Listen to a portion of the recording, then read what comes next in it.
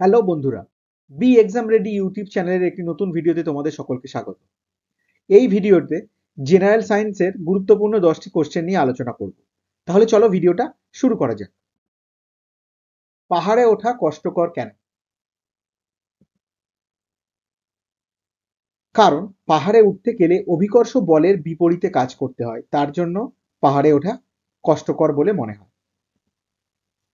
লেখার চক কি দিয়ে তৈরি হয়? মানে আমরা যে বোর্ডে বা কালো বোর্ডে আমরা যে চক ব্যবহার করি, সেই চকটা কি দিয়ে তৈরি হয়? সঠিক উত্তর হয়ে যাচ্ছে calcium sulphate, formula CaSO4, calcium sulphate. এটা দিয়েই লেখার চক তৈরি করা হয়, যেটা বোর্ডে লেখা হয়। আপেক্ষিকতার তত্ত্ব কে আবিষ্কার করেন? আপেক্ষিকতার তত্ত্ব আবিষ্কার করেন অ্যালবার্ট আইনস্টাইন। পলিসাইথেমিয়া কিসের সঙ্গে সম্পর্কিত একটি রোগ?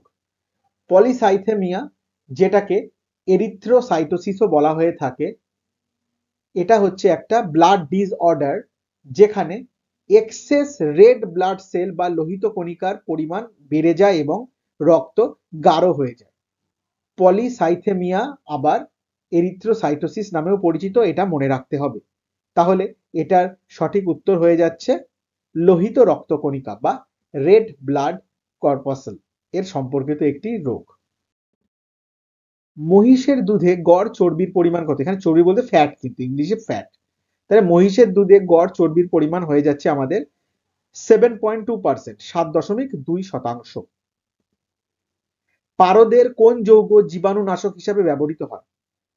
পারদ বা মার্কারির কোন যৌগ জীবাণুনাশক হিসাবে ব্যবহৃত হয়? সেটি হয়ে যাচ্ছে আমাদের মার্কিউরিক ক্লোরাইড, ফর্মুলা Hg। এটা হচ্ছে মার্কারির ফর্মুলা, আর Cl হচ্ছে ক্লোরিন, তাহলে HgCl2, এটা হয়ে যাচ্ছে মার্কিউরিক ক্লোরাইড। এটা জীবাণুনাশক হিসাবে ব্যবহৃত হয়। পদার্থের চতুর্থ অবস্থাকে বা ফোর্থ স্টেটকে কি বলা হয়? এটিকে বলা হয় প্লাজমা। আর তার আগের তিনটি কি? কঠিন, তরল এবং গ্যাসীয় অবস্থা।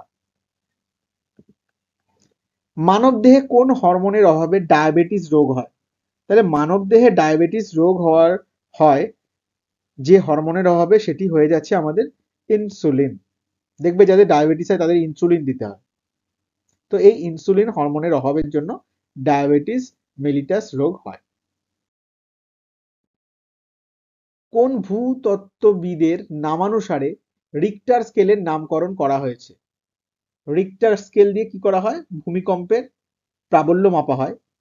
সেই রিক্টার স্কেলটি নাম কোন ভূতত্ত্ববিদের নামানুসারে দেওয়া হয়েছে? সেটি হয়ে যাচ্ছে আমাদের চার্লস ফ্রান্সিস রিক্টার।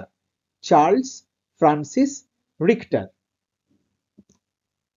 কোন গ্যাসের জন্য রুটি ফাঁপা হয়? দেখবে আমরা যে পাউরুটি খাই, সেই পাউরুটিগুলোকে যদি ছেড়ো বা কাটো, দেখবে ওখানে ছোট ছোট কুঠুরির মতো থাকে। ঠিক আছে, ওগুলো হচ্ছে হাওয়া ভর্তি থাকে, তার জন্য পাউরুটিগুলো অত বেশি ফ্লাপি হয় আর হালকা, খুব হালকা, কারণ ওর মধ্যে হাওয়া ঢুকে থাকে। তো এই যে যে ছোট ছোট বাবলস এর মতো যেগুলো রুটির মধ্যে থাকে, এগুলো কিসের জন্য হয়? একটি গ্যাস দায়ী তার জন্য, যেটা ইস্ট নামক যে ব্যাকটেরিয়া থাকে, সেইগুলো দিয়ে রুটিকে ফোলানো হয় এবং এরা কি করে? কার্বন ডাইঅক্সাইড গ্যাস তৈরি করে আর কি। এই কার্বন ডাইঅক্সাইড গ্যাসটাই এই রুটির যে ফাঁপা যে ব্যাপারটা, এইটার জন্য রেসপন্সিবল। তাহলে সঠিক উত্তর হয়ে যাচ্ছে আমাদের কার্বন ডাইঅক্সাইড।